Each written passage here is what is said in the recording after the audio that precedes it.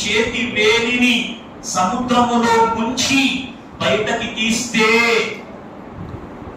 మీ చేతి వేలికి అంటుకున్న నీరు ప్రపంచమైతే, మీ చేతి వేలికి అంటుకున్న నీరు ప్రపంచమైతే, సముద్రములో మిగిలి ఉన్న నీరు మరణాంతర జీవితం. సోదరులారా, ఏం తయారు చేసుకున్నాం? ప్రవక్త అంటూ ఉన్నారు, నాకు తెలిసిన విషయాలు గనక నీకు తెలిస్తే మీరు నమ్మటం మానేస్తారు అన్నారు. మీరు నమ్మటం మానేస్తారు. మీ భార్యల వద్దకు వెళ్ళటానికి కూడా ఇష్టపడరు. మీరు ఏడవటం మొదలు పెడతారు.